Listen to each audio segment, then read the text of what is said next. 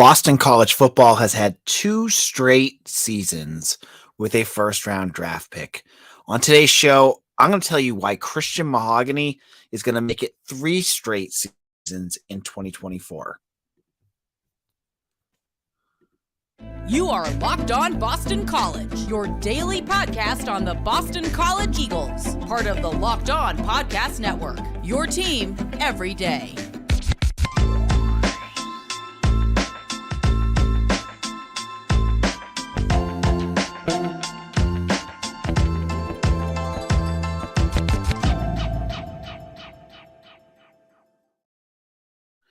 Locked On BC. I'm your host, AJ Black. It's more NFL draft talk today, but I'm telling you folks, this isn't about reviewing the past year's draft. This is moving forward. I am going to project to you some news about the 2024 draft, and I'm going to give you one big projection for a player that's returning to BC. Now, if you've been a fan of this podcast, you know Christian Mahogany is one of our favorite guys to talk about here on Locked On BC. He missed the 2022 season after hurting his knee in an off-season injury, and he's back. He came back to practice this spring, did not play in the spring game, which I think it was more like load management and why risk it, right? But as we have said, he is not only one of the best guards in the ACC, arguably the best, he's one of the best interior offensive linemen in the country.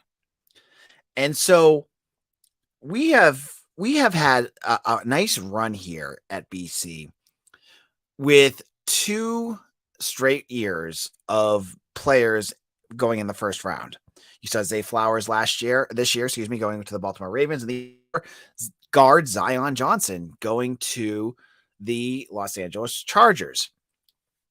So, on yesterday's show, we looked at how the Eagles have earned the reputation from The Athletic as being development U. Christian Mahogany is a perfect example of what this means. A guy coming out of New Jersey who was under-recruited, didn't have a huge offer list, and has progressed year after year to becoming one of the most dominant guards. And I argue he will be one of the top guards drafted in 2024. So when you're looking at Mahogany, the big question then remains, is he going to be the same guy that he was in 2021? And I can't answer that. Only he can answer that, right? If he is healthy, this is a guy 6'3", 6'4", 320 plus pounds, a physical monster at the guard position. He puts together, if he can go out there and the scouts that he can do what he did in 2021, he will be a first-round draft pick. He will be in the talk for the best guard in the country. He'll be All-American. And we will be talking about Mahogany. And this doesn't even get into what he will do for that offensive line, because he will solidify half of that offensive line just being out there. I'm talking just the draft. I'm looking at what he could bring next year. There's going to be teams that are going to want him. Now, the biggest question mark, other than health, is plays interior offensive line. The guard position in the draft, as we saw this year, is not as valued as the tackle or some of those other skill positions. And when we're looking at what they could do, what BC could provide, what Mahogany could bring out there, you have to wonder if what level he will have to play at to earn himself a first round draft pick. But I go back to this, folks. BC's had 3 first round draft picks in the last 5-6 years. What has 2 of them been? That's right, a guard. Chris Lindstrom, Zion Johnson. And I would argue that Christian Mahogany is as good, if he's healthy, will be as good as either of them. He's that talented. So if he puts this together, this type of season that we think he's capable of, he's gonna get some eyeballs out there. And what I'm really interested is in the narrative is gonna go out there too. The narrative is gonna help him, right? Because what are you gonna hear about on every single broadcast of BC? Last year's offensive line was bad. They were terrible. Think about what it will look like for him and what he can present to NFL teams. If all of a sudden the worst offensive line in college football last year is now good because he's back, that is scouts are gonna notice that. The announcers are gonna shout it out, and NFL teams are gonna pay attention to that. So I'm really interested to see what he does because he is a BC success story through and through. Christian Mahogany last year, I mean, I go back to that spring game. Like, if you were to ask anyone here, what's one thing that you spring game in the last 10 years? I bet you most people who were paying attention and actually watched it will have the same answer. It was him doing the keg stand last year during the spring game. I mean, for me, that was a big one, right? That was something that was really funny. It really got a lot of folks' attention, and I think that was, like something that we all laughed and had a good time about, right? But it's his play on the field that will dictate what he does and how he kind of presents and does out there. So in our second segment, I want to look at some of the other names. Look at guys that are not Christian Mahogany and talk about what their draft potential are going to be in 2024. Into those in just a moment. But before I do that, let me tell you about our good friends over at Built Bar. Built Bar is, if you're looking for a delicious snack but don't want all the sugar and calories, then you need the best tasting protein bar ever. Built. You got to try this. If you're like me and you want to make healthier snack choices, but you don't want to compromise on taste, then you need to try Built Bar and the amazing, I mean, the Built Puffs are like a dream. They're healthy and they taste amazing. They're soft. They're delicious. They have some great flavors out there. My favorite cookie dough puff is out there right now. You need to check that one out and check that out as well. But if you need to get a Built Bar right now, if you don't have time to wait for Built to ship them to you, I got some good news for you. You can head to Walmart, you can head to Sam's Club because they have them in store. You can go to your local Walmart and you can get yourself a 4-box box of cookies and cream, double chocolate, or coconut puff. Sam's Clubs have the 13-bar box. So just one that is close to you, order them or go to built.com. You're going to get a great deal. This is on AJ Black. Hopefully they're enjoying today's episode. If you have not done so already, subscribe to our YouTube channel and make sure that you are getting all of our podcasts sent directly to you. Now, we are going to talk about some players that could get drafted other than Christian Mahogany. And the first name that pops into my mind is Donovan Azaraku. Now, Donovan Azaraku, I saw, was it CBS Sports? They had their overreactions to the spring. And CBS Sports put out a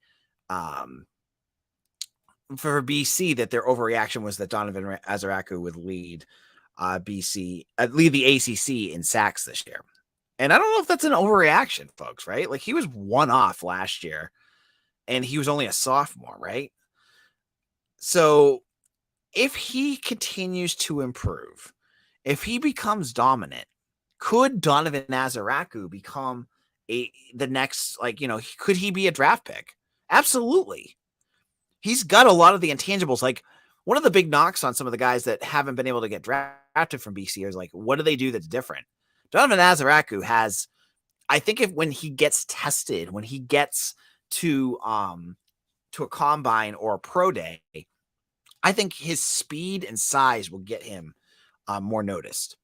So he's one guy that I'm interested to see. And he has another year. Like if he could decide like next year he wants to come back. But if he leads the ACC in sacks, it might behoove him to go to the NFL draft. So he's one name I'd watch for. Another name I'd watch for too is Ryan O'Keefe, the new transfer from UCF. Now, O'Keefe is coming from a spread offense to more of a pro style offense, which should help him in the eyes of NFL draft nicks. He has elite speed. We didn't get to see it this spring, but wait till you see what he can do on the field. I'm not going to call him Zay Flowers because I don't think that's fair to compare anyone to Zay. I think Zay may be a one-in-a-lifetime wide receiver at BC. But this kid is going to do some special things with his feet. He is he does special teams, which, believe me, a lot of NFL coaches like. And he's had 150 receptions over the last 2 years. As you know, they get him the ball. They've showcased him in an ACC offense. Ryan O'Keefe could be a name that I think will be attractive to coaches. I mean, like, look at what Zay did, right? O'Keefe has elite speed as well. I don't know we'll have to wait to see what it looks like in terms of like on the field and like against other elite, ACC defenses, but a good season from Ryan O'Keefe may really push him up and give BC, honestly, with Mahogany and potentially Azaraku, 3 really solid options in the NFL draft. So I'm excited to see what he can do. Other names, I mean, after that, Elijah Jones. Elijah Jones is a 6'1" cornerback who's played for BC. I mean, he's been on, I think he's up to, I think Mitch put up like 3,000 snaps, not 3,000 snaps, but he's put up a ton of snaps, right? He's another guy that I could see getting drafted. Like good size, good physical cornerback. Top round, draft. He'd have to do a lot to do that. I mean, but could he get himself in the top 7? Sure. I could definitely see Elijah Jones. He's another name I'd like to watch for. And my last name, and there's others out there. These are just some that really popped off. And if I'm leaving guys out, it's not to knock them. But the last one that kind of intrigues me as well is George Takis. Now, the big key for Takis is going to be health. And a healthy tight end with his size that can catch the ball will get some attention. Now, we saw Hunter Long get drafted. We saw the wide tight end after him not get drafted, and I think he's in the XFL or USFL now. Takis after last year would never have gotten it. Like, it just wouldn't have happened. You wouldn't have seen him. Like, he just I mean, the poor guy, like, if you remember the Notre Dame game, he was playing on like one leg. He needs a healthy season. But if he has a healthy season, he's a big, big dude. And if he puts together, like if he can, especially if he can showcase that he can catch the ball, because we've seen in Notre Dame, especially he did an excellent job at Notre Dame blocking. If he can show that he can catch the ball, that might get some attention, and he maybe end up getting himself some later round love. So those are some names. I'm sure I missed a few. Someone like Cam Arnold. I'm probably thinking of some other guys that may also be attractive. Guys like Kyle Hergel. Kyle Hergel could be someone that could jump up. But I just wanted to kind of give you an overview of some of the names that I would watch for. Now, in terms of who could get drafted next, I do think that Donovan Azaraku would be after Mahogany, the next one. But don't rule out what Ryan O'Keefe can do. We're going to wait to see what he does in this offense with Moorhead or Thomas Castellanos, the new quarterback. We'll have to wait and see what he does, but I'm really intrigued with that as well. Now, in terms of recruiting, I want to make sure that you guys are aware of one name. Javon Antonio is a transfer from Northwestern State. He has visited BC. He's 6'4". He's a wide receiver. He's been on campus. He's also been getting a lot of attention lately. I saw BYU offered him, and I saw good old Coach Dion offered him as well. So I think he's a name to watch for. I think BC's in good shape with him, but we'll have to wait to see what happens with them. Okay, but we'll have to wait and see. And he could be another name in that transfer portal. The transfer portal has closed across college football. There's been a few late names, and it's all kind of like paperwork stuff. Like you see, if you follow like NCAA transfer portal on Twitter, there's been some new names that pop up, but that's because of just like a late addition. It's just like paperwork kind of thing. And so I think BC is done in terms of losing players. I don't think there's any other players other than Sean Battle since the end of spring football that'll enter the portal. But I think BC is going to continue to be active. I have a new name up on Eagle Insider. I'm going to keep that one under the paywall. So if you want to go check that out, I have the name up there right now. I think it's the lead story. Check that out. And then Drew Adams in our comment section. Remember, on YouTube, when we go live, make sure you hit that bell so you know we go live. Come chat with us. I do respond to a lot of the listeners. So the question is, what about Henry Hasselbeck with a new quarterback from the portal? Will he be less interested? No, I think if you just envision the way that this is kind of set up in terms of the depth chart, just basically remove Peter Delaportis from the depth chart in terms of the order and plug in Thomas Castellanos. Like, he's got the same amount of availability. He has probably one last year of eligibility, but like he's going to basically be that same guy. It's not like you're bringing in like a lock-in 4-year starter that's going to like block him. So I don't think that impacts Hasselbeck at all. And interestingly enough, I did say I have a crystal ball in for Henry Hasselbeck, quarterback from Zavarian Brothers in Massachusetts and son of Matt Hasselbeck. I've seen BC offering a bunch of new 24 quarterbacks. I'm keeping my eye on that. I still feel pretty good that they're going to land Henry Hasselbeck, but they're big board open. They're and they're doing the right thing, right? They're adding guys in as other players commit elsewhere. So there's been a bunch, and we have them all up on Eagle Insider if you want to follow along there. But thank you. Okay. Marty Party says about the draft, not sold on Takis or Jones unless they have breakout years. I don't think Elijah Jones needs to have a breakout year. I think he had a really good, solid end of last year. Takis, definitely. I agree with you there. I'm thinking if he is healthy, he could have a breakout year, but we'll have to wait to see. And then Football Fan says, who will be the first Hafley recruited draft pick? That's going to be Donovan Azaraku. If you're asking first round draft pick, I don't see one yet. We'll have to wait to see who he develops. I mean, it could, if Azaraku, like, what if he has like a breakout season this year, like he really gets up there and then stays and has a bigger year, maybe it'll be him.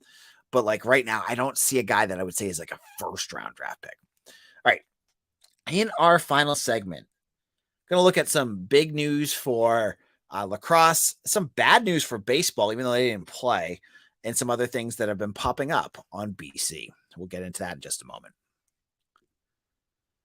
This is Locked On BC. AJ Black.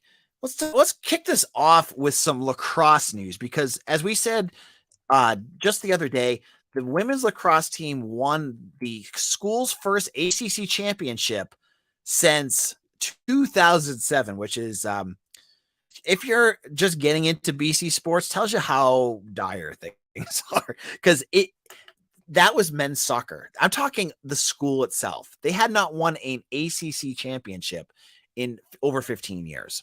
But when women's lacrosse did it, and Acacia Walker Weinstein was named Coach of the Year for the second time in her career after riding their first ever ACC title. She is now 170 and 51 in 11 seasons with the Eagles, and has 52% of this program's victories. Build a statue to this woman. She is one of the best coaches out there, and she's done a great job. But it wasn't just Walker Weinstein that got the accolades this week. Belle Smith earned Midfielder of the Year honors. Sydney Scale was named Defender of the Year, and Shea Dolce was named Freshman of the Year. Dolce is the first freshman since Colby Stanwyck in 2012 to be named Freshman of the Year. She is 12-2, boasting a 8.64 goals against average and a 470 save percentage. She leads the country in freshman and basically every goalie statistic. But this is great. BC women's lacrosse is one of the best programs in BC history, and they continue to build. And they're a freight train right now, and they'll find out what their next step is going to be when they find out they're seeding an opponent on the selection show on Sunday at 9 p.m. on ESPN. Sure, you check that out. Now, baseball finished. They had a 3-game series against Clemson. They lost 2 out of. They slipped to 19th in the poll. I saw a low. I think it was Baseball America, D1 Baseball. They had their postseason projections, basically like bracketology, right? Bracketology out for baseball. BC baseball, according to the bracketology, would not host anymore. Like for the last 4 or 5 weeks, they were like one of the host teams.